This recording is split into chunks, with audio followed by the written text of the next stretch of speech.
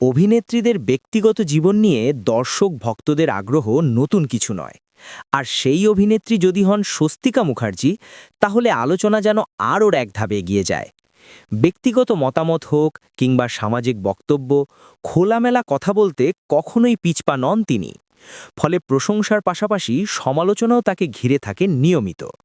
সম্প্রতি প্রেম নিয়ে দেওয়া এক মন্তব্য ঘিরে নতুন করে বিতর্কের কেন্দ্রে উঠে এসেছেন এই জনপ্রিয় অভিনেত্রী।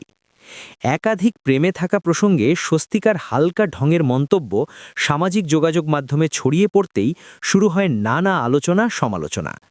বিষয়টি নিয়ে চুপ থাকেননি তিনি, বরং সমালোচকদের উদ্দেশ্যে সরাসরি ও তীক্ষ্ণ জবাব দিয়েছেন সোশ্যাল মিডিয়ায়। এক পোস্টে স্বস্তিকা লেখেন, হ্যাঁ বলেছি, বেশ করেছি। প্রেম নিয়ে যতবার মিডিয়া জিজ্ঞেস করবে আমি এরকম বা আরও হরেক রকম উত্তর দেব। আপনাদের পোড়া কপাল খিল্লিটাকে খিল্লি ভেবে নিতে পারেন না।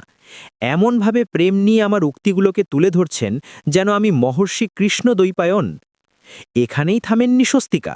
সমাজে প্রেমকে অযথা গুরুতর ও অপরাধ সম কাজ বানিয়ে ফেলার প্রবণতার দিকেও আঙুল তোলেন তিনি। তার ভাষায়, সমাজে কবে যে প্রেম এত বিরাট গুরুতর অন্যায় কাজ হয়ে গেল, জানিয়ে সারাক্ষণ চাটনি পাকাতে হবে জানি না।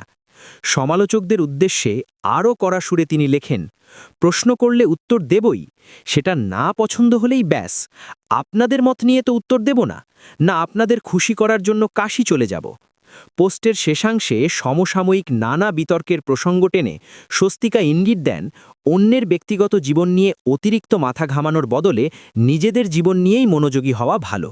তার পরামর্শ, নিজেদের ভালো থাকার রাস্তা খুঁজে বের করুন। ফেসবুক ভালো থাকতে দেবে না কিন্তু, আর আমাদের পেছনে লেগে থাকলে আরও লস।